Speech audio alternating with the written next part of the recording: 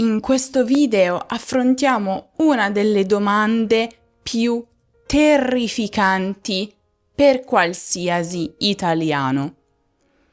E no, non è perché la carbonara con la panna è un crimine? Quella è ovvia. Parliamo invece di qualcosa di più serio. Ma il Made in Italy sta morendo?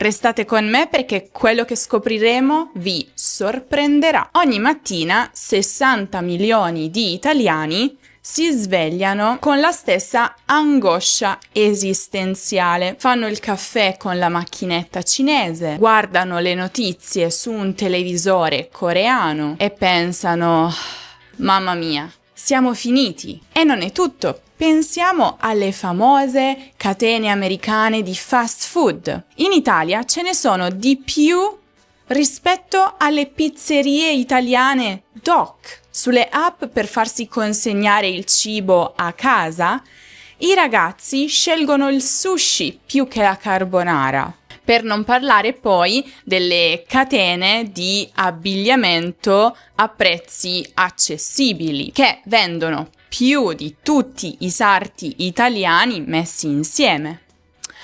Ma la situazione è davvero così drammatica? Secondo alcuni italiani c'è un complotto mondiale per far sparire il Made in Italy. Ma è davvero così? Dunque, ho fatto le mie ricerche e i risultati sono scioccanti. Innanzitutto, bisogna parlare di boom agroalimentare. Secondo i dati del 2024, infatti, l'export italiano era pari a 69,1 miliardi di euro. Solo il vino vale 8,1 miliardi. Gli italiani, insomma, hanno letteralmente fatto ubriacare il mondo intero, in senso buono. La combinazione di parmigiano reggiano e grana padano è pari a 1,5 miliardi di export. È più prezioso del Bitcoin in qualche giorno. E che dire poi dell'olio d'oliva? C'è stato un incremento del 42,6% in un anno. Gli italiani hanno letteralmente unto tutto il pianeta. E il settore agroalimentare in realtà non è l'unico.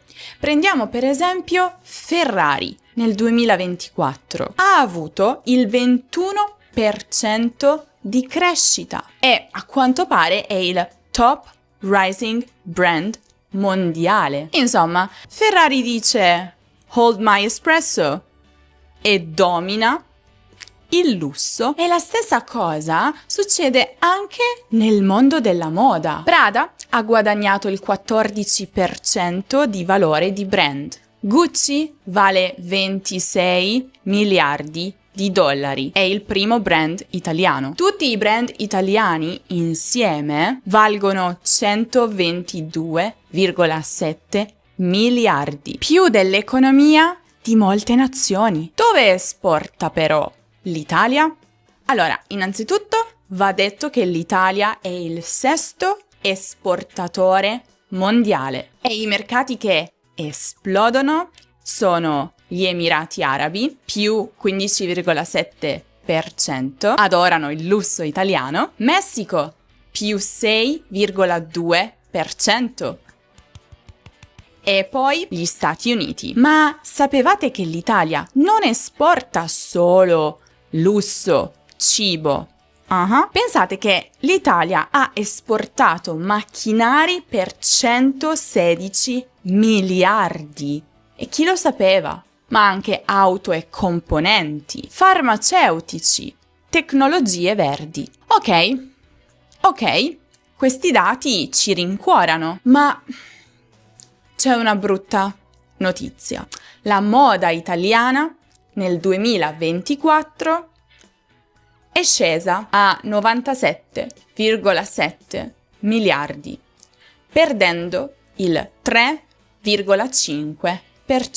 La cassa integrazione, che è uno strumento di sostegno al reddito in Italia per tutelare i lavoratori in caso di sospensione o riduzione dell'attività lavorativa, è aumentata del 200%. 700 aziende sono state chiuse nelle Marche, 304 in Toscana. Purtroppo c'è un grande nemico invisibile del Made in Italy: i falsi. Pensate che il falso Made in Italy vale 120 miliardi di euro, che è quasi il doppio del vero export alimentare. Alcuni esempi: il parmesano brasiliano e la mozzarella tedesca. Ma gli italiani reagiscono. Sapete cosa fanno gli italiani di fronte a una crisi?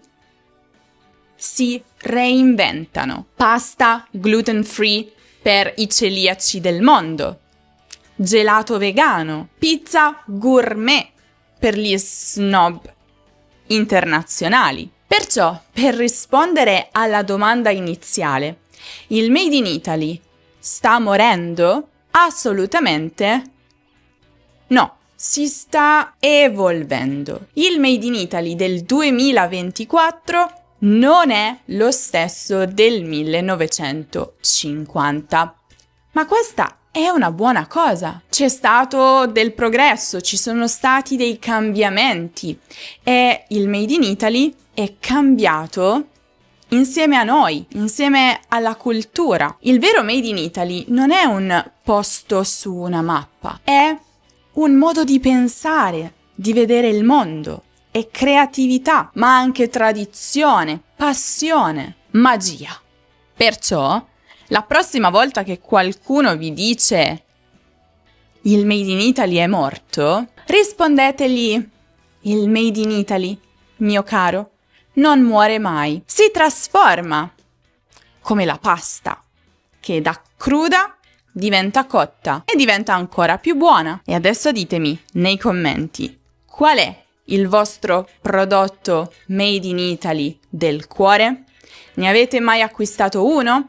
Qual è quello che comprate più spesso? Sono molto curiosa. A proposito di Made in Italy, sicuramente un'azienda italiana che esiste da molti anni e che ancora ha molto successo è l'azienda Ferrero.